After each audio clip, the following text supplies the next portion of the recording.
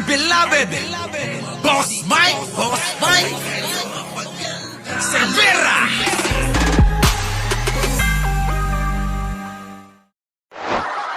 Iiyakan talaga to mga kababayan, ha? O, sige, pasok. Siyempre na raw ihain ng International Criminal Court ang arrest warrant sa mga nasa likod ng madugong drug war ni dating Pangulong Rodrigo Duterte. Yan po ay ayon kay retired Supreme Court Associate Justice Antonio Carpio. Buwelta naman ang isa sa mga dating tagapagsalita ni Duterte, nananaginip ng gising ang dating maestrado. Nasa frontline ng balitang yan si Marian Enriquez. Nananaginip pala kayo ng gising.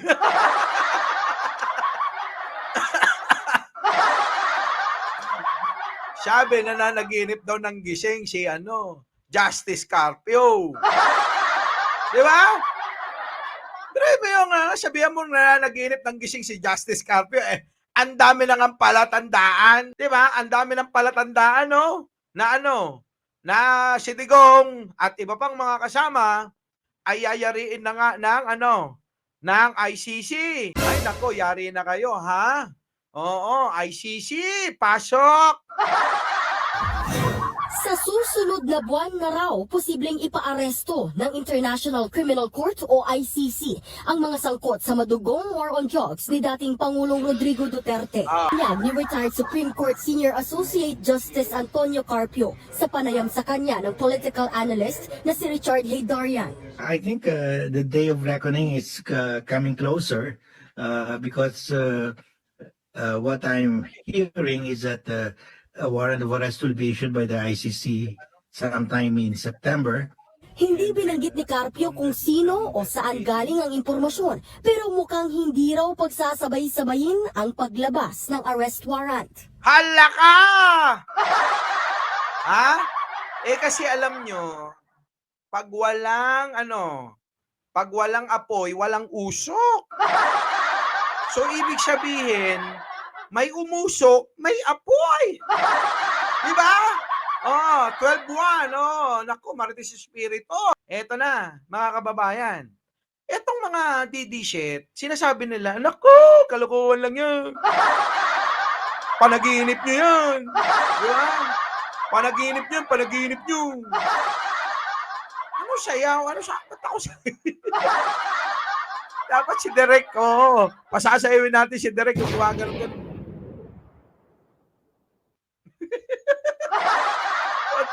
May pasayaw-sayaw pero okay di ba? Nakakatuwa. Sige tuloy. Maybe Digong will come out first and then the second tier, the third tier, it will be in tranche. Wala pang komento rito si dating Pangulong Duterte, pero sa panayam kamakailan kay Duterte sa YouTube channel ng kanyang anak na si Davao City Mayor Baste, muli may YouTube channel na rin pala si Baste. Ay, Baste! YouTuber ka na rin pala. Biglang naging YouTuber na lang silang lahat. Kirat ka na, ayaw mo pang tumigil di ba? Nauwi sa vlogging na lang ang mga dudes. Susunod si Digong, nagba-vlog na rin yan. Nagba-vlog na rin yan, mga kababayan, sige, tuloy, Digong. Binanatan ng dating Pangulo ang ICC. Git niya wala itong karapatang mag-imbestiga dahil wala itong jurisdiksyon sa Pilipinas na kumalas noong 2019. So, anong ibig mo sabihin, Digong? Digong, actually, may nagsasabi nga, Digong, kamukha mo daw si Diwata? Totoo ba? Paki-comment nga dyan kung hawig kay Diwata si Digong? Ang alam ko kay Mangusin kamukha ni Diwata. Pero ngayon, kamukha na ni Digong?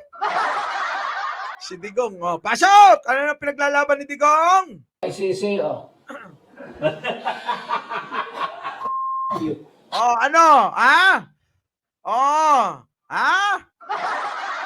Paano ko ba sasabihin sa ibang words yung fuck you? Paano ko sasabihin yun? Yung ibang salita kasi bawal dito yung fuck you ICC, Pacquiao daw eh. Anak ng patik talaga si Digong, ano. Sige, tuloy. Karami na nangyari sa mundo. Masakit Tapos si si Rocky makukulong na, tawa pa ng tawa. Oh, umuhugot na lang. Sige, magtago kayo sa likod ni Digong. Si Digong, awet, tawa kayo ng tawa at nagtatago kayo. Diyan sa likuran niya, baka mauna ng makulong. Di ba? Di ba? Baka mauna ng makulong to eh. dito, masakit doon. Pati yung Amerikano, ilang pinatay. Ano ang ginawa ninyong mga ICC kayo? Mga Alam mo, katwiran ni Digong eh. Eh bakit sila? Sa kanila pwede, sa akin hindi. Kung di ka ba naman tanga talaga, Digong eh. Alam mo nang mali, ginaya mo eh. Di ba? Pag alam mong mali, bakit mo gagayahin kung di ka ba naman nuknukan ng tanga rin? Di ba? Parang sinasabi ni Digong, ganito magiging mindset natin, mga kababayan. Oo. Pag yung pag yung kumpare nyo ng bababae, mambabae rin kayo. Kasi pwede sa kumpare nyo eh. Di ba? Bakit sa kanya pwede? Di ba? Pag yung kumare nyo, kumakabit sa kumpare nyo, abay, gayahin nyo rin daw. Kumabit rin kayo sa kumpare nyo. Kasi ginagawa naman ng kumare nyo eh. Parang ganun gusto sabihin. Bobo! Di ba? Ay belta rin ang kanyang dating tagapagsalita at Chief Legal Counsel na si Attorney Salvador Panelo. Sinabi na rin daw noon ni Pangulong Bongbong Marcos na hindi makikipagtulungan ang ating pamahalaan sa ICC. Naniwala naman kayo. Kunyari lang yan, si Pangulong. Ang nakakahiya nga mga kababayan dito sa mga di ba, nababalita to sa ibang bansa eh. Yung mga mainstream media sa ibang bansa, mga kababayan, nakakahiya. Itong ginawa ni Digong, sa totoo lang, nakakahiya talaga. Ito, panoorin nyo. Pasok. Has declared a war on drugs, and in the past year, Philippine national police officers and unidentified vigilantes have killed over 7,000 people. Alak ka, Digong! Diba?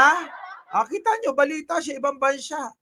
Si Digong, pumatay ng 7,000 katao. Kapwa Pilipino yan, ha? Buti sana kung incheck yung pinatay, no? Yung mga umaagaw ng teritoryo natin, yun ang pinatay, nakipaggera siya doon, baka matawag pa nating hero. Alam nyo, wala sa kanila yun. Walang hero-hero sa kanila. Ang mahalaga sa kanila, kwarta.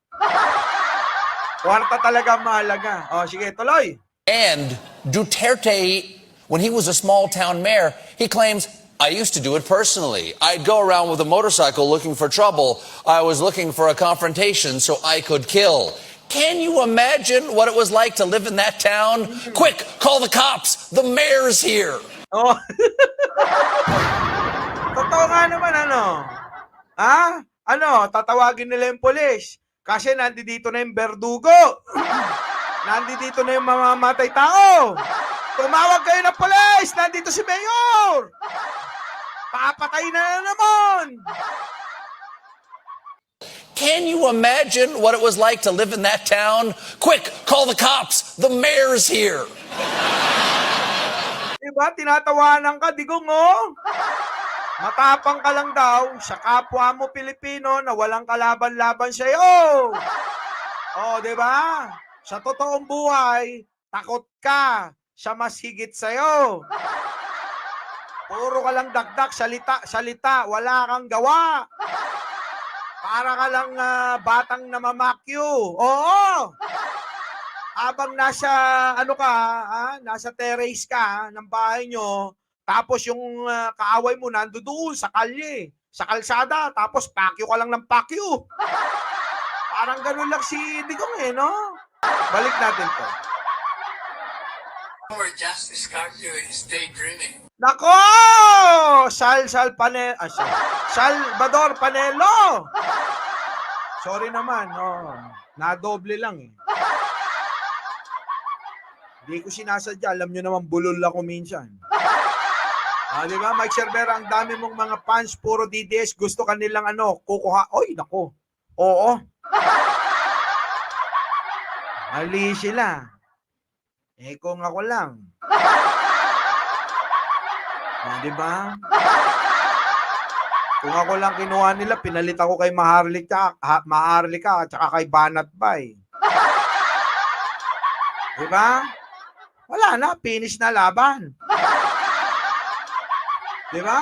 Finish na. Pinagkukuha, mga mahihina ulo na ito eh. Walang diskarte ba? Walang kadiskarte. Puro kabalbalan yun. No jurisdiction, which means kahit ano pang gawin nila mga issuance of a warrant of arrest for the former president, wala lang yun. Ganyan din Wala daw.